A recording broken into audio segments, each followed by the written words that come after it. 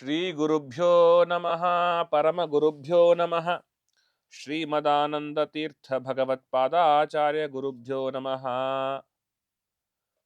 ಸಚ್ಛಾಸ್ತ್ರೋದಿತ ವರ್ತ್ಮನಾ ಪದಮಿದಂ ಧ್ಯಾಯನ್ ಮದಂಕಂಕಿತೋ ಮನ್ಮಂತ್ರಂ ಜಪ ಶಾಸ್ತ್ರ ಸಂಪದ ಮಥೋ ದಾಸ್ಯಾಮಿ ಭಾಗ್ಯೈಃ ಸಹ ತತ್ತತ್ವಾನ್ಯಪಿ ಬೋಧಯಾಮಿ ತದನು ಪ್ರಾಪ್ಯೋ ಮದಂಘ್ರಿರ್ಭವೇದಿತ್ಯಾ ಘೋಷಯತಿ ವಯತ್ಕರಚಯೈಃ ತಂ ವಾಜಿವಕ್ತ್ರಂ ಭಜೆ ಅಭ್ರಮಂ ಭಂಗರಹಿತಂ ಅಜಡಂ ವಿಮಲಂ ಸದಾ ಆನಂದತೀರ್ಥಮತುಲಂ ಭಜೇತಾಪತ್ರಯಾಪಹಂ ತಪೋ ವಿದ್ಯಾ ವಿರಕ್ತ್ಯಾದಿ ಸದ್ಗುಣೌಘಾಕರಾನಹಂ ವಾದಿರಾಜಗುರೂನ್ ವಂದೇ ಹಯಗ್ರೀವ ಪದಾಶ್ರಯಾನ್ ಮೂಕೋಪಿ ಯತ್ ಪ್ರಸಾದೇನ ಮುಕುಂದ ಶಯನಾಯತೆ ರಾಜರಾಜಾಯತೆ ರಿಕ್ತೋ ರಾಘವೇಂದ್ರಂ ತಮಾಶ್ರಯೇ ಅನವದ್ಯಾತ್ಮಚಾರಿತ್ರ್ಯಂ ವಾದಿಖದ್ಯೋತ ಭಾಸ್ಕರಂ ವಿದ್ಯಾಮಾನ್ಯ ಗುರುಂ ವಂದೇ ವಿದ್ಯಾ ವಿದ್ಯೋತ ಭಾಸ್ವರಂ ತಪಸ್ವಾಧ್ಯಾಯ ಶುಶ್ರೂಷಾ ಕೃಷ್ಣ ಪೂಜಾರತಂ ಮುನಿಂ ವಿಶ್ವೇಶಮಿಷ್ಟದಂ ವಂದೇ ಪರಿವ್ರಾಟ್ ಚಕ್ರವರ್ತಿನಂ ಅಸ್ಮದ್ಗುರು ಸಮಾರಂಭಾಂ ವಿಜಯಾರ್ಯಾಖ್ಯ ಮಧ್ಯಗಾಂ ಗುರುಪುರಂದರ ಪರ್ಯಂತಾಂ ವಂದೇ ದಾಸ ಪರಂಪರಾಂ ಆಗತಾದಿತ್ರಿಕಾಲಗ್ನಂ ಆಗಮಾರ್ಥ ವಿಶಾರದಂ ತ್ಯಾಗಭೋಗ ಸಮಾಯುಕ್ತಂ ಭಾಗಣ್ಣಾರ್ಯ ಗುರುಂ ಭಜೆ ಆಪಾದ ಮೌಲಿ ಪರ್ಯಂತಂ ಗುರುಣಾಂ ಆಕೃತಿಂ ಸ್ಮರೇತ್ ತೇನ ವಿಘ್ನಾಃ ಪ್ರಣಶ್ಯಂತಿ ಸಿದ್ಧ್ಯಂತಿ ಚ ಮನೋರಥಾಃ ಸೀತಾರ್ಯ ಜೀವನಾದರ್ಶಂ ಗೀತಾಚಾರ್ಯೋಕ್ತಿ ಪಾಲಕಂ ಖ್ಯಾತಂ ಖಗಧ್ವಜನ್ಯಸ್ತಚೇತಸನ್ನೋ ಮದ್ಗುರುಂ ಶ್ರೀ ಗುರುಭ್ಯೋ ನಮಃ ಹರಿ ಓಂ. ಪರಮಮಂಗಲಕರವಾದ ಇಂದಿನ ದಿನ ಗೋಪಾಲದಾಸರ ಆರಾಧನಾ ಮಹೋತ್ಸವ. ಗೋಪಾಲದಾಸರು ದಾಸ ಚತುಷ್ಟಯರು ಅಂತ ಕರೆಸಿಕೊಳ್ಳುವವರಲ್ಲಿ ಒಬ್ಬರು.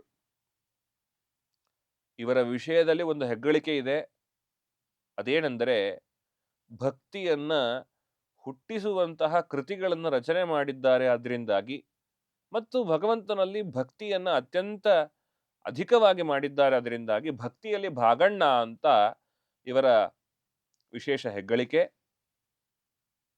ಇವರ ಭಾಗಣ್ಣ ಅಂತ ಏನು ಕೇಳಿದ್ವಲ್ವ, ಇದು ಇವರ ಹುಟ್ಟು ಆರಂಭದಿಂದಾಗಿ ಅವರಿಗಿದ್ದ ಹೆಸರು. ಹಾಗಾಗಿ ಇವರಿಗೆ ಭಾಗಣ್ಣದಾಸರು ಅಂತಲೂ ಕರೆಯೋದಿದೆ. ಹಾಗಾಗಿಯೇನೆ ಅವರ ಶ್ಲೋಕವನ್ನು ಹೇಳಬೇಕಾದ್ರೆ ಭಾಗಣ್ಣಾರ್ಯ ಗುರುಂಭಜೆ ಅಂತ ಹೇಳುವ ಕ್ರಮ.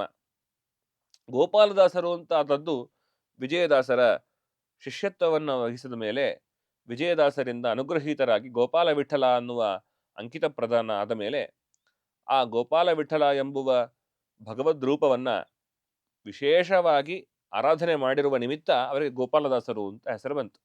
ಇವರದ್ದು ಇನ್ನೊಂದು ಶ್ಲೋಕವು ಪ್ರಸಿದ್ಧಿಯಲ್ಲಿದೆ. ಗೋಪಪ್ರಕರ ಸಂಕಾಶಂ ಗೋಪೀನಾಥ ಜನಪ್ರಿಯಂ ಗೋಪಾಲದಾಸ ಮೀಡೇಹಂ ಗೋಪಾಲ ಹರಿದರ್ಶನಂ ಅಂತನ್ನುವ ಈ ಶ್ಲೋಕ ಏನಿದೆ, ಈ ಶ್ಲೋಕವು ಕೂಡ ಇವರನ್ನೇ ಹೇಳ್ತಾ ಇದೆ. ಇಂಥ ಗೋಪಾಲದಾಸರು ರಾಯಚೂರಿನ ಪ್ರಾಂತ್ಯಕ್ಕೆ ಸೇರಿದಂತಹ ಮೊಸರಕಲ್ಲು ಅನ್ನುವ ಗ್ರಾಮದಲ್ಲಿ ಜನನವನ್ನು ಪಡೆದರು. ಇವರ ತಂದೆ ತಾಯಿ ಬಹಳ ದೊಡ್ಡ ಶ್ರೀಮಂತರೇನಲ್ಲ. ಸಾಮಾನ್ಯವಾಗಿ ಅವರ ಪ್ರಾಚೀನ ಕಾಲದ ಪಿತೃಗಳು ಏನೊಂದು ಜಮೀನನ್ನು ಸಂಪಾದನೆ ಮಾಡಿದರೋ ಅದು ನಂತರದಲ್ಲಿ ಹಂಚಿಕೊಂಡು ಬಂತು. ಇವರ ತಾತ ಮುದ್ಗಲಪ್ಪ ಅಂತ ಹೇಳಿ, ಇವರ ತಂದೆ ಮುರಾರಿ ರಾಯರು ಅಂತ, ತಾಯಿ ವೆಂಕಮ್ಮ. ಇವರೆಲ್ಲರೂ ಕೂಡ ಬಹಳ ತುಷ್ಟಿಕರವಾಗಿಲ್ಲದೆ ಇದ್ದರೂ ಕೂಡ ತಕ್ಕ ಮಟ್ಟಿಗೆ ಇದ್ದಂಥವರು. ಆದರೆ ಒಮ್ಮೆ ಇವರಿಗೆ 3 ಜನ ತಮ್ಮಂದಿರಿದ್ದಾರೆ, ಸೀನಪ್ಪ, ದಾಸಪ್ಪ ಹಾಗೂ ರಂಗಪ್ಪ ಅಂತ. ಈ ರಂಗಪ್ಪ ಎಂಬುವರು ಬಹಳ ಚಿಕ್ಕ ವಯಸ್ಸಿನಲ್ಲಿದ್ದಾಗ ಇವರ ತಂದೆ ದೈವಾಧೀನರಾಗ್ತಾರೆ. ಅದಾದ ಮೇಲೆ ಇವರ ಕಷ್ಟ ಕಾರ್ಪಣ್ಯಗಳು ಶುರುವಾಗತ್ತೆ. ಆ ಕಷ್ಟ ಕಾರ್ಪಣ್ಯಗಳನ್ನ ಭಗವಂತನ ವಿಶೇಷ ಅನುಗ್ರಹದಿಂದಾಗಿ ದಾಟಿ ಅವರು ಯಾವ ಮಟ್ಟಕ್ಕೆ ಬೆಳೆದರು ಅಂದರೆ, ಆ ಕಾಲದ ಮನೆಯಲ್ಲಿರುವ ಗೃಹಿಣಿಯರು ಗೋಪಾಲದಾಸರ ಹಾಡುಗಳನ್ನು ಹಾಡಿಕೊಂಡಿದ್ರು ಅಂತ ಅವರ ಚರಿತ್ರೆಯನ್ನು ಅವಲೋಕನ ಮಾಡುವಾಗ ಗೊತ್ತಾಗತ್ತೆ. ಅಂದರೆ ಇವತ್ತಿನ ಈ ಟೆಕ್ನಾಲಜಿ ಯಾವುದೂ ಕೂಡ ಇಲ್ಲದೇ ಇರುವ ಸಮಯದಲ್ಲೂ ಕೂಡ ಅಂಥ ದೊಡ್ಡ ಕೃತಿಕಾರರಾಗಿ ಕವಿತ್ವ ಶಕ್ತಿಯನ್ನು ಹೊಂದಿಕೊಂಡು ಇಡೀ ರಾಜನೇ ತಾವು ಬಂದು ಒಮ್ಮೆ ಇವ್ರನ್ನ ಭೇಟಿ ಮಾಡ್ತಾರೆ ಚಿಕ್ಕ ವಯಸ್ಸಿನಲ್ಲಿ, ಬಾಲ್ಯಾವಸ್ಥೆಯಲ್ಲಿ ಅಂತ. ಅಷ್ಟು ದೊಡ್ಡ ಜ್ಞಾನಿಗಳಾಗಿ ಮೆರೆದರು. ಅವರ ಜೀವನದ ಮುಖ್ಯ ಉದ್ದೇಶವೇ ಭಗವಂತನ ತತ್ವಪ್ರಸಾರ ಅಂತ. ಆ ಭಗವಂತನ ತತ್ವಪ್ರಸಾರ ಮಾಡಿಸೋದಕ್ಕೋಸ್ಕರವೇ ಭಗವಂತ ಅವರನ್ನು ಕಳಿಸಿದ್ದ ಅಂತ. ಯಾಕೆ ಅಂತ ಕೇಳಿದರೆ, ನಿಮಗೆಲ್ಲ ಗೊತ್ತಿದ್ದೇ ಇದೆ, ಜಗನ್ನಾಥದಾಸರಿಗೆ ಇವರು ಆಯುರ್ದಾನವನ್ನು ಮಾಡಿದರು ಅಂತ. ಆ ಪ್ರಸಂಗ ಎಲ್ಲರಿಗೂ ಸ್ಪಷ್ಟವಾಗಿ ಗೊತ್ತು. ವಿಜಯದಾಸಾರ್ಯರು ಗೋಪಾಲದಾಸಾರ್ಯರ ಬಳಿಯಲ್ಲಿ ಹೋಗಿ ಆ ಹಿಂದೆ ತಾವು ಏನು ಆ ಹೊಟ್ಟೆ ನೋವು ಬರುತ್ತೆ, ಅದರಿಂದಾಗಿ ಊಟಕ್ಕೆ ಬರೋಲ್ಲ ಅಂತನ್ನುವ ಅಪರಾಧವನ್ನ ಮಾಡಿದ್ರು. ತನ್ನ ನೆಪದಿಂದಾಗಿ ಬಂದಂತಹ ಆ ಭಗವಂತನ ಇಚ್ಛಾರೂಪವಾದಂತಹ ಆ ಕ್ಲೇಶಗಳೇನಿದೆ ಅದೆಲ್ಲ ಪರಿಹಾರ ಮಾಡಲಿಕ್ಕೆ ಅವರು ಗೋಪಾಲದಾಸರ ಹತ್ರ ಹೋಗ್ಲಿಕ್ಕೆ ಹೇಳ್ತಾರೆ. ರಾಯರು ನೀನು ಮಾಡಿದ ಅನರ್ಥಕ್ಕೆ ವಿಜಯದಾಸರಿಂದಲೇ ಪರಿಹಾರ ಅಂತ ರಾಯರು ಹೇಳಿದರೆ, ವಿಜಯದಾಸರಂದರು ನಿಮಗೆ ಉದ್ಧಾರಕರು ನಾವಲ್ಲ, ಉದ್ಧಾರಕರು ಗೋಪಾಲರಾಯರು ಅಂತ. ಸಾಮಾನ್ಯ ಇವತ್ತಿಗೆ ನಾವು ಹಾಗೆ ಮಾಡೋದುಂಟು. ನಮ್ಮ ಹತ್ರ ಯಾರಾದರೂ ಏನಾದರೂ ಕೇಳ್ಕೊಂಡು ಬಂದರೆ ಅವರನ್ನು ನಮ್ಮ ಹತ್ತಿರದಲ್ಲಿ ಸುಳಿಯೋದು ಬಿಟ್ಟರೆ ಬೇರೆ ಕಡೆ ಅವರು ಹೋಗ್ಲಿಕ್ಕೆ ಬಿಡೋದೇ ಇಲ್ಲ.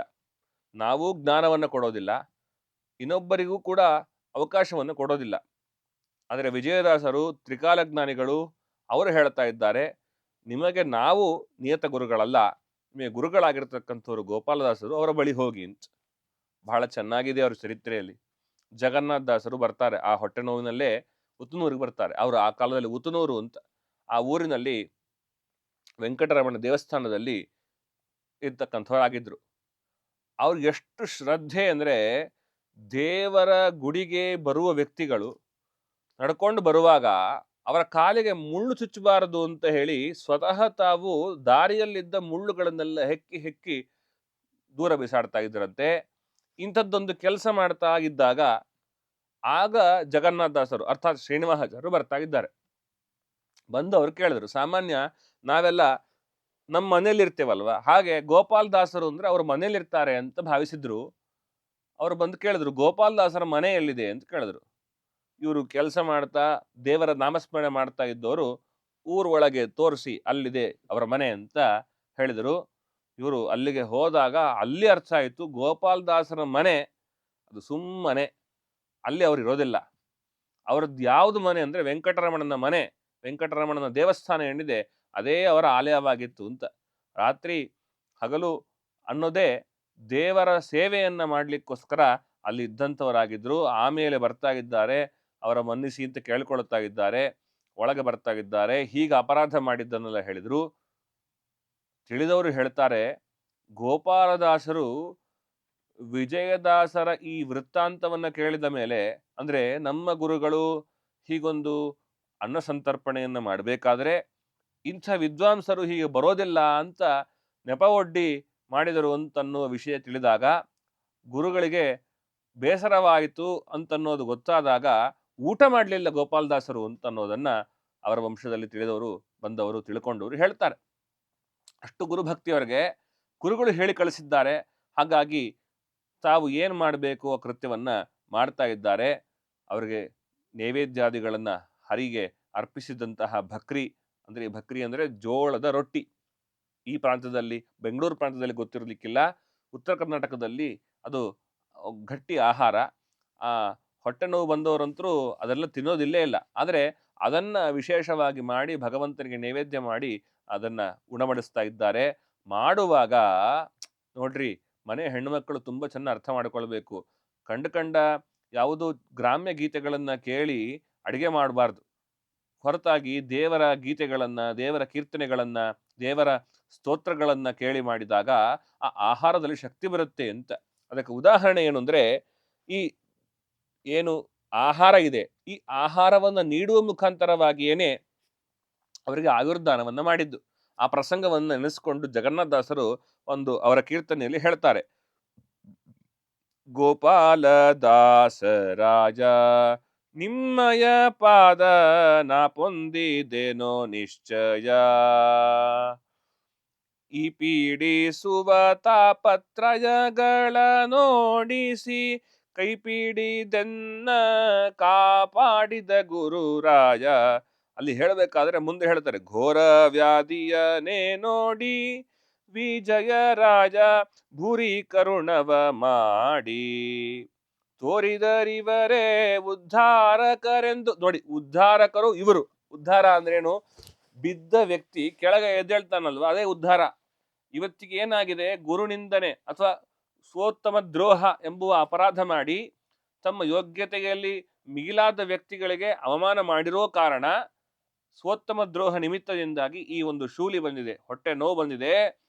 ಇಂಥದ್ದೊಂದು ಅಪರಾಧದ ಪರಿಹಾರ ಯಾರಿಂದ ಅಂದ್ರೆ ಗೋಪಾಲದಾಸರಿಂದ ಅಂತ ಅವರು ಹೇಳಿದರು. ಆಗ ಸಾರಿದೆ ತವ ಪಾದ ಅಂತ ಹೇಳ್ತಾ ಬರ್ತಾರೆ. ಸೂರಿಜನ ಸಂಪ್ರಿಯ ಸುಗುಣೋದಾರ ದುರುಳನ ದೋಷ ನಿಶ್ಚಯವ ದೂರಗೈಸಿ ದಯಾಂಬು ನಿಧೆ ನಿವಾರಿಸಿದೆ ಕೈ ಪಿಡಿದು ಕರುಣದಿ. ಆ ಸಮಯದಲ್ಲಿ ಸಾಮಾನ್ಯ ನಾವು ಯಾರಾದರೂ ಮಿಸ್ಟೇಕ್ ಮಾಡಿದ್ರೆ, ತಪ್ಪು ಮಾಡಿದ್ರೆ ಅವರ ತಪ್ಪನ್ನೇ ಆಡೋದು ಜಾಸ್ತಿ. ಗೋಪಾಲದಾಸರು ಹಾಗೆ ಮಾಡಲಿಲ್ಲ ಅಂತ. ಆಯ್ತು, ಹರಿಚಿತ್ತ ಹಾಗೆ ಮಾಡಿದ್ದೀರಿ, ಈಗ ಪರಿಹಾರ ಮಾಡಬೇಕು ಅಂತ ಗುರುಗಳು ಕಳಿಸಿದ್ದಾರೆ ಅಂತ ಹೇಳಿ ನನ್ನನ್ನು ಉದ್ಧಾರ ಮಾಡಿದೆ ಅಂತ ಆಗ ಹೇಳುವ, ಅಪಮೃತ್ಯುವನೆ ತರಿದೆ ಎನ್ನೊಳಗಿದ್ದ ಅಪರಾಧಗಳ ಕಳೆದೆ ಚಪಲ ಚಿತ್ತನಿಗೊಲಿದು ವಿಪುಲ ಮತಿಯ ನಿತ್ತು ನಿಪುಣನೆಂದೆಣಿಸಿದೆ. ಸ್ಪಷ್ಟ ತಿಳಿಸ್ತಾ ಇದ್ದಾರೆ ನೋಡ್ರಿ. ಇವತ್ತಿಗೆ ನಾವು ಹರಿಕಥಾಮೃತ ಸಾರವನ್ನು ಓದ್ತೇವೆ, ಎಂಥ ದೊಡ್ಡ ಗ್ರಂಥ, ಕನ್ನಡದ ಸುಧಾ ಅಂತ ಕರೆಸಿಕೊಳ್ಳುತ್ತೆ. ಅಂಥ ಕೃತಿಯನ್ನ ರಚನೆ ಮಾಡುವಾಗ ಅವರಿಗೆ ಪುಷ್ಟಿ, ಅವರಿಗೆ ಜ್ಞಾನ ಎಲ್ಲಿಂದ ಸಿಕ್ತು ಅಂತಂದ್ರೆ, ಒಂದು ವರದಿಂದ ತೀರ್ಥರಿಂದ ಹರಿದು ಬಂದ ವಿದ್ಯೆ. ಆದರೆ ಒಳಗೆ ಅಂತಃಕರಣ ಶುದ್ಧವಾಗಿ ಕಲ್ಮಶಗಳು, ಅಹಂಕಾರಗಳು ಎಲ್ಲವೂ ಕೂಡ ಹೋಗಿ ಯಾವುದು ಸರಿ, ಯಾವುದು ನಾವು ಮಾಡಬೇಕು, ಯಾವುದು ಸರಿ ಎನ್ನುವ ಜ್ಞಾನವನ್ನ, ಅಪಮೃತ್ಯುವನ್ನ ತರಿದೆ. ಜೊತೆಗೇನು, ಎನ್ನೊಳಗಿದ್ದ ಅಪರಾಧಗಳ ಮರೆದೆ, ಎಲ್ಲವನ್ನು ಮರೆತು ಚಪಲ ಚಿತ್ತನಿಗುಳಿದು ವಿಪುಲ ಮತಿಯನು ಇತ್ತು ಅಂತ. ಒಳ್ಳೆ ಜ್ಞಾನ ಅಂತ. ಭಗವಂತನನ್ನು ಹೊಂದಬೇಕಾದ್ರೆ, ಭಗವಂತನ ಭಕ್ತಿಯನ್ನ ಮಾಡಬೇಕಾದ್ರೆ ನಾನು ನನ್ನದು ಅನ್ನುವ ಅಹಂ ಇರಬಾರದು ಅಂತ. ಇದ್ರೆ ಬಹಳ ಬೇಗ ನಾವು ಆ ಭಕ್ತಿ ಅಥವಾ ಆ ಸಾಧನಾ ಮಾರ್ಗದಿಂದ ಬಿದ್ದು ಬಿಡ್ತೇವೆ ಅಂತ.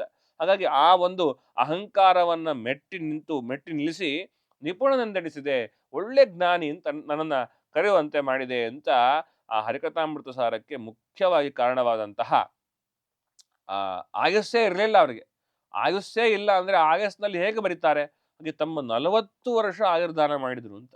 ಅವರು ತಮ್ಮ ಇಹಲೋಕ ತ್ಯಾಗವನ್ನ ಮಾಡಿದ್ದು ಕೇವಲ 42 ವಯಸ್ಸಿಗೆ. ಅವರ ಜನನವಾದದ್ದು 1717 ಅಂತ ಹೇಳ್ತಾರೆ. ಅಲ್ಲಿಂದ 42 ವಯಸ್ಸಿಗೆ ಅವರು ಪ್ರಯಾಣವನ್ನ ಮಾಡಿಬಿಟ್ಟಿದ್ದಾರೆ. ಹಾಗಾಗಿ ಚಿತ್ರಭಾನು ಸಂವತ್ಸರದಲ್ಲಿ ಅಷ್ಟರ ಒಳಗೆ ಅವರು ಇಷ್ಟು ಕೃತಿಗಳನ್ನ ಮಾಡಿ ಆ ಗೋಪಾಲದಾಸರು ಜಗನ್ನಾಥದಾಸರಂತ ದೊಡ್ಡ ವಿದ್ವದ್ ಅಗ್ರಗಣ್ಯರನ್ನ ನಮಗೆ ಬಿಟ್ಟುಕೊಟ್ಟು ಹೋಗಿದ್ದಾರೆ. ಈಗ ಈ ಸಮಯದಲ್ಲಿ ಆ ಭಕ್ರಿಯನ್ನ ಮಾಡಿ ದೇವರ ನೈವೇದ್ಯ ಮಾಡಬೇಕಲ್ಲ, ಆ ಸಮಯದಲ್ಲಿ ಅಡುಗೆ ಮಾಡಬೇಕಾದ್ರೆ ಅವರು ಹೇಳಿದಂತಹ ಒಂದು ದೇವರ ನಾಮ ತುಂಬಾ ಚೆನ್ನಾಗಿದೆ. ಏನು ದೇವರ ನಾಮದ ಆಂತರ್ಯ ಅಂದ್ರೆ ಧನ್ವಂತರಿ ಭಗವಂತನನ್ನು ಪ್ರಾರ್ಥನೆ ಮಾಡ್ತಾ ಇದ್ದಾರೆ. ಇವತ್ತು ನಾವು ರೋಗ ರುಜಿನ ಬಂದ್ರೆ ಆ ಕ್ಲಿನಿಕ್ ಅಂತೆ, ಈ ಹಾಸ್ಪಿಟಲ್ ಅಂತೆ ಹೋಗ್ತೇವೆ. ಒಂದೇ ಒಂದು ಕ್ಷಣವೂ ದೇವರಿದ್ದಾರೆ, ಗುರುಗಳಿದ್ದಾರೆ ಅನ್ನುವ ಅನುಸಂಧಾನ ಬರೋದಿಲ್ಲ. ಧನ್ವಂತರಿ ಯಾವಾಗ್ಲೂ ಕಾಪಾಡ್ತಕ್ಕಂಥವನು ನಮ್ಮನ್ನ. ಅದಕ್ಕೆ ಅವನನ್ನ ಔಷಧಂ ಭೇಷಜಂ ಅಂತ ಹೇಳಿ 2 ಶಬ್ದ, ಭೇಷಣಂ ಭಿಷಕ್ ಅನ್ನೋ ಶಬ್ದಗಳಿಂದ ವಿಷ್ಣು ಸಹಸ್ರನಾಮ ಹೇಳ್ತಾರೆ. ಔಷಧಂ ಜಗತ ಸೇತು ಅನ್ನುವಲ್ಲಿ ಔಷಧ ಶಬ್ದ ವಾಚ್ಯನಾಗಿರ್ತಕ್ಕಂಥವನು ಸ್ವಯಂ ಧನ್ವಂತರಿ ಭಗವಂತನೇ. ಹಾಗೆ ಭೇಷಜಂ ಭಿಷಕ್ ಅನ್ನುವ ಶಬ್ದದಲ್ಲಿ ಕೂಡ ಆ ಭಗವಂತನೇ ಪ್ರತಿಪಾದ್ಯನಾಗಿದ್ದಾನೆ. ಅಂತಹ ಭೇಷಜ, ಭಿಷಕ್, ಔಷಧ ಅಂತ ಕರೆಸಿಕೊಳ್ಳುವ ಭಗವಂತನೇ ಧನ್ವಂತರಿ ಅಂತ ಅದನ್ನ ಉಪದೇಶ ಮಾಡ್ತಾ ಆಗಿದ್ದಾರೆ. ಆ ಉಪದೇಶದಲ್ಲಿ ಆ ದೇವರ ನಾಮ ಬಹಳ ಸೊಗಸಾಗಿದೆ. ಆ ದೇವರ ನಾಮ ಅದರಲ್ಲಿ ಎನ್ನ ಭಿನ್ನಪ ಕೇಳೋ ಧನ್ವಂತ್ರಿ ದಯ ಮಾಡೋ ಸಣ್ಣವನು ಇವ ಕೇವಲ ಅಂತ ಆ ದೇವರ ನಾಮ. ಸಾಮಾನ್ಯ ದೇವರು ಎಷ್ಟು ದೊಡ್ಡವ, ದೇವರು ನಮ್ಗಿಂತ ಅನಂತ ಮಡಿ ಮಾಡಿ ಉತ್ತಮ ವ್ಯಕ್ತಿ. ಅವನಿಗೆ ಹೋಲಿಸಿದ್ರೆ ನಾವು ಬಹಳ ಚಿಕ್ಕವರು. ಎಷ್ಟು ಚಿಕ್ಕವರು ಅಂತಂದ್ರೆ ಈ ಅದನ್ನ ಹೋಲಿಸಬೇಕಾದ್ರೆ ಬಹಳ ಚೆನ್ನಾಗಿದೆ ಆ ಪ್ರಸಂಗ. ಈ ಗೀತಾ ಭಾಷ್ಯದಲ್ಲಿ ಆಚಾರ್ಯರು ಹೇಳಬೇಕಾದ್ರೆ ಹೇಳ್ತಾರೆ, ಒಬ್ಬೊಬ್ಬ ದೇವತೆಗಳಿಗೆ ಒಬ್ಬ ದೇವತೆಯಿಂದ ಒಬ್ಬ ದೇವತೆಗಳಿಗೆ ಎಷ್ಟು ವ್ಯತ್ಯಾಸ ಇದೆ ಅಂತ ಅಲ್ಲಿ ಹೇಳಬೇಕಾದ್ರೆ ಒಬ್ಬೊಬ್ಬ ದೇವತೆ ಹೇಳ್ತಾ ಬರ್ತಾರೆ. ಈ ದೇವತೆಯಿಂದ, ಇಂದ್ರ ದೇವರಿಂದ ರುದ್ರದೇವರು ಎಷ್ಟು ದೊಡ್ಡವರು, ರುದ್ರದೇವರಿಂದ ಬ್ರಹ್ಮದೇವರು ಎಷ್ಟು ದೊಡ್ಡವರು, ಬ್ರಹ್ಮನಿಂದ ಇವನು ಎಷ್ಟು ದೊಡ್ಡವರು ಅಂತ ಈ ಇದಿಷ್ಟನ್ನು ಸಂಗ್ರಹಿಸಿ ಹೇಳಬೇಕು ಅಂದ್ರೆ ಒಂದು ಸಾಸಿವೆಯನ್ನ ಒಂದು ದೊಡ್ಡ ಪರ್ವತದ ಮುಂದೆ ಇಟ್ರೆ ಈ ಪರ್ವತಕ್ಕೂ ಸಾಸಿವೆಗೂ ಯಾವ ತುಲನೆಯೂ ಇಲ್ಲವೋ ಅಷ್ಟು ಭಗವಂತ ಪರ್ವತ ಇದ್ದ ಹಾಗೆ, ನಾವು ಸಾಸಿವೆ ಇದ್ದ ಹಾಗೆ. ಅದನ್ನ ಆಂತರ್ಯವನ್ನು ಇಟ್ಟುಕೊಂಡು ಹೇಳ್ತಾ ಇದ್ದಾರೆ, ಎನ್ನ ಭಿನ್ನಪ ಕೇಳೋ ಧನ್ವಂತರಿ ದಯ ಮಾಡೋ, ಸಣ್ಣವನು ಇವ ಕೇವಲ, ಇವನು ಬಹಳ ಚಿಕ್ಕವನು, ತಿಳುವಳಿಕೆ ಇರೋಲ್ಲ ಅಂತ ಅಲ್ವಾ. ನಾವ್ ಯಾರು ತಪ್ಪು ಮಾಡಿದ್ರೆ ಸ್ಕೂಲ್ ಡೇಸ್ ಅಲ್ಲಿ ತಪ್ಪು ಮಾಡಿದಾಗ ಮಕ್ಕಳು ತಪ್ಪು ಮಾಡಿದ್ರು ಅಂತ ಕ್ಷಮಿಸೋದುಂಟು, ದೊಡ್ಡವರಾದ್ಮೇಲೆ ತಪ್ಪು ಮಾಡಿದ್ರೆ ಉಂಟಾ? ಇಲ್ಲ, ಅದಕ್ಕೆ ಪನಿಷ್ಮೆಂಟ್ ಉಂಟೇ ಉಂಟಲ್ವಾ. ಹಾಗೇ ಸಣ್ಣವ, ಅದರಿಂದ ಇವನನ್ನ ತಿದ್ದುಬಿಡು ಅಂತ. ಬನ್ನ ಬಡಿಸಿವನ ರೋಗವನ್ನು ಮೋಚನೆ ಮಾಡಿ ಚೆನ್ನಾಗಿ ಪಾಲಿಸುವುದು ಕರುಣಿ, ಬಹಳ ಕರುಣಾಶಾಲಿ ನೀನು ಅಂತ. ಆ ಕರುಣೆ ಭಗವಂತನ ಎಷ್ಟಿದೆ ಅನ್ನೋದನ್ನ ಕರುಣಾಸಂಧಿಯಲ್ಲಿ ಸ್ವಯಂ ಜಗನ್ನಾಥದಾಸರು ಹೇಳ್ತಾರೆ. ಹಾಗಾಗಿ ನೀನು ಪರಮ ಕರುಣಿಯಾಗಿದ್ದೀಯಾ, ಅದರಿಂದ ನೀನು ಇವನ ರೋಗವನ್ನ ಪರಿಹಾರ ಮಾಡು ಅಂತ. ಇಲ್ಲಿ ಒಂದು ಅಂಶವನ್ನು ನಮಗೆ ತುಂಬಾ ಚೆನ್ನಾಗಿ ಹೇಳ್ತಾರೆ. ಈ ಅನುಸಂಧಾನ ಇರಬೇಕು. ಮನುಷ್ಯನಾಗಿ ಹುಟ್ಟಿದ ಮೇಲೆ ಭಾಗವತ ಸಪ್ತಮ ಸ್ಕಂದದಲ್ಲಿ ಹೇಳ್ತಾರೆ, ಮುಂದೆ ಜನ ಹೆಂಗಿರ್ತಾರೆ ಅಂತಂದ್ರೆ ಪ್ರಹ್ಲಾದರಾಜರು ಹೇಳ್ತಾರೆ, ಔಪಸ್ಥಿತೈಹ್ಯಂ ಬಹುಮನ್ಯಮಾನಾಹ ಅಂತ. ಹೊಟ್ಟೆ ಬಟ್ಟೆ ಅದಕ್ಕಿಂತ ಮುಖ್ಯವಾಗಿ ನಾಲಿಗೆ ಚಪಲ ಅಂತ, ಮತ್ತು ಜನನೇಂದ್ರಿಯ ಚಪಲ ಮತ್ತು ನಾಲಿಗೆಯ ಚಪಲದಲ್ಲೇ ಜನ ಇರ್ತಾರೆ ಅಂತ. ಅದಕ್ಕೋಸ್ಕರ ಹುಟ್ಟಿದ್ದಲ್ಲ. ಇನ್ನುಳಿದ 84 ಲಕ್ಷ ಜೀವರಾಶಿಗಳಲ್ಲಿ 83 ಲಕ್ಷದ ಏನು ಒಂದೇ ಒಂದು ಈ ಮನುಷ್ಯ ಜನ್ಮವನ್ನು ಬಿಟ್ರೆ ಇನ್ನೆಲ್ಲ ಜನ್ಮವೂ ಕೂಡ ತಿನ್ನದೇ ಇರೋದು ಅಂತ ಇಲ್ವೇ ಇಲ್ಲ, ಅಥವಾ ಆ ರತಿಕ್ರಿಯೆಯನ್ನು ಮಾಡದೇ ಇರೋದು ಅಂತ ಇಲ್ವೇ ಇಲ್ಲ. ಅದೆಲ್ಲದರಲ್ಲೂ ಇದೆ. ಅದು ಕಾಮನ್ ಆಗಿ ನಾವು ಇದೇ ಜನ್ಮದಲ್ಲಿ ಬಯಸಿದ್ರೆ ಹಾಗಾದ್ರೆ ಆ ಜನ್ಮಕ್ಕೂ ಈ ಜನ್ಮಕ್ಕೂ ಏನ್ ವ್ಯತ್ಯಾಸ ಬಂತು? ಹಾಗಾದ್ರೆ ಇದು ತಿಳುವಳಿಕೆಗೋಸ್ಕರ ಇರ್ತಕ್ಕಂಥದ್ದು, ಭಗವಂತನ ಸೇರುವುದಕ್ಕೋಸ್ಕರ ಇರ್ತಕ್ಕಂಥದ್ದು, ಆ ಮಾರ್ಗವನ್ನ ಪ್ರಯತ್ನ ಮಾಡುವಂಥದ್ರಲ್ಲಿ ಇರ್ತಕ್ಕಂಥದ್ದು. ಹಾಗಾಗಿ ಈ ಆಗಸ್ಸನ್ನ ವ್ಯರ್ಥ ಮಾಡಬಾರದು. ಪುರಂದರದಾಸರು ಹೇಳಿದ್ದಾರೆ ಅದನ್ನ, ಮನುಷ್ಯ ಜನ್ಮ ದೊಡ್ಡದು, ಇದು ಹಾನಿ ಮಾಡಲು ಬೇಡಿ ಅಂತ. ಅದರ ಆಂತರ್ಯವನ್ನೇ ಇಟ್ಟುಕೊಂಡು ಹೇಳ್ತಾರೆ, ಆರೋಗ್ಯ, ಆಯಸ್ಸು, ಐಶ್ವರ್ಯವೆಂಬ ಈ 3 ವಿಧ ವಸ್ತುಗಳು. ನೋಡ್ರಿ, ಆಯುಷ್ಯ ಅಂದ್ರೆ ನಾವು ಎಷ್ಟು ಕಾಲ ಬದುಕ್ತೇವೋ ಅದು. ಆರೋಗ್ಯ ಅಂದ್ರೆ ರೋಗವಿಲ್ಲದೆ ಇರುವಿಕೆ, ಮತ್ತು ಐಶ್ವರ್ಯ ಅಂದ್ರೆ ನಮ್ಮಲ್ಲಿರುವಂತಹ ಕೆಲವು ಸಂಪತ್ತು. ಇವೆಲ್ಲವೂ ಕೂಡ ನಾರಾಯಣನ ಭಜಕರಾದವರ ಸಾಧನಕ್ಕೆ.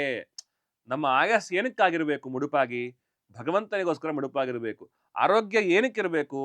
ಟ್ರಿಪ್ಪು ತಿರುಗಾಡಿ ಮಜಾ ಮಾಡ್ಲಿಕ್ಕಲ್ಲ, ಭಗವಂತನಿಗೋಸ್ಕರ ಮುಡುಪಾಗಿರಬೇಕು. ನಮ್ಮ ಐಶ್ವರ್ಯ, ನಮ್ಮ ಮನೆ, ನಮ್ಮ ಸ್ವತ್ತುಗಳು, ನಮ್ಮಲ್ಲಿರುವಂತಹ ಕೆಲವು ಸುಗಂಧ ದ್ರವ್ಯಗಳು, ಗಂಧ ಎಲ್ಲ ಎದಕ್ಕಿರಬೇಕು ಅಂದ್ರೆ ನನ್ನ ದೇಹಕ್ಕಾಗಲಿ ನನ್ನ ಮನೆಗಾಗಲಿ ಇರೋದಲ್ಲ, ಭಗವಂತನಿಗೋಸ್ಕರ ಇರ್ತಕ್ಕಂಥದ್ದು ಅನ್ನುವ ಅರಿವಿರಬೇಕು.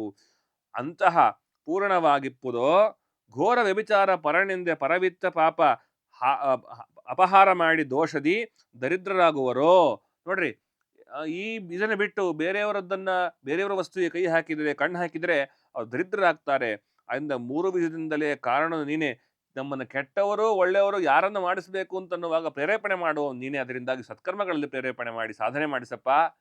ಈ ಮಗು ಇವನೇನು ಮಾಡಿದ್ದಾನೆ? ತಪ್ಪು ಮಾಡಿದ್ದಾನೆ. ನಿನ್ನವರಲ್ಲಿ ಇವಾಗೆ ಇನ್ನೂ ರತಿಯನ್ನೇ ಕೊಡೋ. ಚೆನ್ನಾಗಿ ಪ್ರಾರ್ಥನೆ ಮಾಡ್ತಾರೆ ಕೊನೆಯ ಪದ್ಯದಲ್ಲಿ. ಇವನಿಗೆ ನಿಮ್ಮ ಭಕ್ತರ ವಿಷಯದಲ್ಲಿ ರತಿ ಕೊಡು, ಮತ್ತೆ ನಿನ್ನವನೆಂದು ಅರಿದು ನೀನು ಇವನಿಗೆ ನಿನ್ನವ ನಾವು ಹೇಳ್ಬೇಕಾದ ನಿನ್ನವ ಶ್ರೀನಿವಾಸ, ನಾನು ಯಾರು ಅಂತ ಹೇಳ್ಕೊಳ್ಬೇಕು ಅಂದ್ರೆ ನಿನ್ನ ದಾಸರ ದಾಸರ ದಾಸರ ದಾಸ, ನಾನೇನು ಭೃತ್ಯ ಅಂತ ಹೇಳ್ಕೊಳ್ಬೇಕಂತೆ. ಆ ದಾಸ್ಯ ಭಾವವನ್ನ ಇವನಿಗೆ ಕೊಡ್ತಕ್ಕಂಥವನಾಗು. ನಿನ್ನ ಪ್ರಾರ್ಥಿಸದೆ ಅಂದರಿಗೆ ಅಲ್ಪರಿಗೆ ಪ್ರಾರ್ಥಿಸನು. ಅವರು ಪ್ರಾರ್ಥನೆ ಯಾರನ್ನು ಮಾಡ್ತಾ ಇದ್ದಾರೆ? ನಿನ್ನನೇ ಮಾಡ್ತಾ ಇದ್ದಾರೆ. ಯಾಕೆ ಅಂದ್ರೆ ನೀನೇ ಔಷಧಂ ಭೇಷಜಂ ಭಿಷಕ ಅಂತ ಕರೆಸಿಕೊಳ್ಳುವನಾಗಿದ್ದೀಯಾ. ಇವನ ಈ ಉದರ ಶೋಷಣೆ, ಉದರ ದುಃಖ ಏನಾಗ್ತಾ ಇದೆ, ಇದನ್ನು ಪರಿಹಾರ ಮಾಡುವವನು ನೀನೇ ಆಗಿದ್ದೀಯಾ. ಯಾರೇ ಪರಿಹಾರ ಮಾಡಿದ್ರು ಅವರಲ್ಲಿ ನಿಂತು ಭಗವಂತನೇ ಮಾಡಿಸೋದು. ಅದರಿಂದ ನನ್ನನ್ನು ನಿಮಿತ್ತ ಮಾಡಿಕೊಂಡು ನೀನು ಇವರನ್ನು ಕಳಿಸಿದ್ದೀಯಾ. ಹಾಗಾಗಿ ನಿನ್ನನ್ನೇ ಪ್ರಾರ್ಥನೆ ಮಾಡ್ತಾ ಇದ್ದೇನೆ ಅಂತ. ಎನ್ನ ಪಾಲಿಸುವ ದೊರೆಯೇ, ನನ್ನನ್ನು ಹೇಗೆ ಕಾಪಾಡಿದ್ದೀಯಲ್ಲ. ಎನ್ನ ಮಾತಲ್ಲ ಇದು ಎನ್ನ ಹಿರಿಯರ ಮಾತು. ಇದೇನಂದ್ರೆ ನನ್ನ ಮಾತಲ್ಲ, ನನ್ನ ಗುರುಗಳು ವಿಜಯರಾಯರು, ಆ ರಾಯರು ಅವರೆಲ್ಲ ಹೇಳಿ ಕಳಿಸಿರ್ತಕ್ಕಂಥದ್ದು. ಹಾಗಾಗಿ ಮನ್ನಿಸಬೇಕು ಕರುಣಿ. ನನ್ನ ಮಾತಿಗೆ ಬೆಲೆ ಕೊಡ್ಲಿಲ್ಲ ಅಂದ್ರು ನಮ್ಮ ಗುರುಗಳು ತುಂಬಾ ಅತ್ಯಾಪ್ತರು, ಅವರ ಗುರುಗಳು ಅತ್ಯಾಪ್ತರು, ಅವರ ಮಾತಿಗಾದ್ರೂ ಬೆಲೆ ಕೊಡಬೇಕು. ಅನಂತ ಗುಣಪೂರ್ಣ ಗೋಪಾಲ ವಿಠಲ ಇನ್ನಿದನೇ ಪಾಲಿಸುವುದೋ ಪ್ರಭುವೇ, ಅವನನ್ನ ಕರುಣೆಯಿಂದಾಗಿ ಅವನಿಗೆ ಈ ರೋಗ ಪರಿಹಾರ ಮಾಡು ಅಂತ ಈ ಭಕ್ರಿಯನ್ನ ಮಾಡಿ ಹರಿ ನೈವೇದ್ಯ ಮಾಡಿ ಹರಿ ನಿವೇದಿತವಾದಂತಹ ಪ್ರಸಾದವನ್ನು ಕೊಟ್ಟು ಅವರಿಗೆ ಊಟ ಮಾಡಿಸ್ತಾ ಇದ್ದಾರೆ. ಅನಂತರ ಮಲಗಿಸ್ತಾ ಇದ್ದಾರೆ. ಮಲಗಿ ಏಳ್ತಾ ಇದ್ದಾರೆ. ಎದ್ದ ಮೇಲೆ ಆ ಉದರ ಶೂಲಿ ಎಲ್ಲ ಹೋಗಿದೆ. ಹಾಗಾದ್ರೆ ಯಾರಾದರೂ ಪ್ರಶ್ನೆ ಕೇಳಿದ್ರೆ ಹೇಳಬೇಕು ಅವರಿಗೆ, ವಿಶ್ವಾಸ ಇದ್ರೆ ಖಂಡಿತವಾಗಿಯೂ ನಮಗದಾಗತ್ತೆ ಅಂತ. ಅದಕ್ಕೆ ಉದಾಹರಣೆ, ತಮ್ಮ ಆಯುರ್ದಾನದಿಂದ ಭಗವಂತನ ಕರುಣೆ ಎಂಬುದು ಆಗುತ್ತೆ ಅನ್ನೋ ವಿಶ್ವಾಸದಲ್ಲಿ ಆಯುರ್ದಾನವನ್ನ ಮಾಡಿ ಇದನ್ನ ಮಾಡಿ ಜಗನ್ನಾಥ ದಾಸರನ್ನ ಅವರು ಅವತ್ತು ಕೊಟ್ಟದ್ದಕ್ಕೇನೆ ಇಂಥ ದೊಡ್ಡ ಕೃತಿ, ಇಂಥ ದೊಡ್ಡ ಆಮ್, ಆ, ಏನಂತಾರೆ ಕೃತಿ ಸಾಮ್ರಾಜ್ಯವನ್ನ ನಿರ್ಮಿಸಿದರು ಜಗನ್ನಾಥ ದಾಸರು. ಆದ್ದರಿಂದಾಗಿ ದೊಡ್ಡ ಕೊಡುಗೆ ಅವರದ್ದು. ಇವತ್ತಿಗೆ ಅವರ ಸ್ಮರಣೆ ಮಾಡೋದು ಅನುಕಾಲ ಮಾಡಬೇಕಾದ ಕರ್ತವ್ಯ. ಯಾಕೆ ಅಂದ್ರೆ ವೈರಾಗ್ಯ ಹರಿಭಕ್ತಿ ವಿಜ್ಞಾನಗಳ ಕೊಟ್ಟು ಘೋರ ದುರಿತಗಳೋಡಿಸಿ ಶ್ರೀರಮಣನ ಪಾದ ತೋರುವರು ಬಿಡದೆ ಈ ಸೂರಿಗಳ ನಂಬಿದವ ಧನ್ಯ ಮಾನ್ಯ. ಈ ಮಾತನ್ನ ಬಾದರಾಯಣದಾಸರು ಹೇಳ್ತಾ ಇದ್ದಾರೆ. ಹೇಳುವಾಗ ವೈರಾಗ್ಯ ಹರಿಭಕ್ತಿ ವಿಜ್ಞಾನ ಈ ಮೂರೇ ಬೇಕಾಗಿರೋದು. ಭಾಗವತ ಹೇಳುತ್ತೆ ಈ ಮೂರರಲ್ಲಿ ಯಾವುದಿಲ್ಲ ಅಂದ್ರೂ ನಾವು ಭಗವಂತನನ್ನು ಹೊಂದಲಿಕ್ಕಾಗೋಲ್ಲ ಅಂತ. ಹಾಗಾಗಿ ಭಗವಂತನನ್ನು ಹೊಂದುವ ಉಪಾಯಗಳೇನಿದೆಯೋ ಅದನ್ನೆಲ್ಲ ಕೊಟ್ಟು ಸಲಹುವಂಥವರು ಈ ಗುರುಗಳಾಗಿದ್ದಾರೆ. ಈ ಸೂರಿಗಳ ನಂಬಿ ಬಿಡದೆ ಇರುವವನೇ ಅವನು ಧನ್ಯ ಮಾನ್ಯ. ಅರ್ಥಾತ್ ಲೋಕದಲ್ಲಿ ನಾವೇನಾದರೂ ಕಿಂಚಿತ್ತಾದರೂ ಪವಿತ್ರತೆಯನ್ನ ಪಡಿಬೇಕು ಅಂದ್ರೆ ಇಂಥ ಗುರುಗಳ ಆಶ್ರಯ ಹೊಂದಲೇಬೇಕು. ಹಾಗಾಗಿ ಆ ನಿಮಿತ್ತದಿಂದ ಗೋಪಾಲದಾಸರಾಗರ ಆರಾಧನಾ ನಿಮಿತ್ತದಿಂದ ಅವರ ಕಿಂಚಿತ್ ಸ್ಮರಣೆಯನ್ನು ಮಾಡಿದ್ದೇವೆ. ಅವರ ಅಂತರ್ಯಾಮಿಯಾದಂತಹ ಭಾರತೀಯರನ್ನು ಮುಖ್ಯ ಪ್ರಾಣಾಂತರ್ಗತ ಗೋಪಾಲ ವಿಠಲ ನಮ್ಮನ್ನೆಲ್ಲ ಅವನ ಆರಾಧನೆಗಳಲ್ಲಿ, ಅವನ ಪೂಜಾ ಕೈಂಕರ್ಯಗಳಲ್ಲಿ, ಅವನ ವಿಷಯದಲ್ಲಿ ತನ್ಮಯರನ್ನಾಗಿ ಮಾಡಿಸಲಿ ಅಂತ ಪ್ರಾರ್ಥನೆ ಮಾಡ್ತಾ ಈ ಎಲ್ಲ ಉಪನ್ಯಾಸ ಮಾಲಿಕೆಯನ್ನ ಅಸ್ಮದ್ ಗುರುವಂತರ್ಗತ ವಾದಿರಾಜ ಗುರುವಂತರ್ಗತ ಭಾರತೀಯರನ್ನು ಮುಖ್ಯ ಪ್ರಾಣಾಂತರ್ಗತ ಶ್ರೀಕೃಷ್ಣ ಪುದರ್ಪಣಂ ಕರೋಮಿ. ಶ್ರೀಕೃಷ್ಣಾರ್ಪಿತಮಸ್ತು. ಕಾಯೇನ ವಾಚ ಮನಸಾ ಇಂದ್ರಿಯೈರ್ವಾ ಬುದ್ಧ್ಯಾತ್ಮನಾ ವಾ ಪ್ರಕೃತಿಯ ಸ್ವಭಾವಾತ್ ಕರೋಮಿ ಯದ್ಯತ್ ಸಕಲಂ ಪರಸ್ಮೈ ನಾರಾಯಣಾಯ ಸಮರ್ಪಯಾಮಿ. ಶ್ರೀಕೃಷ್ಣಾರ್ಪಿತಮಸ್ತು.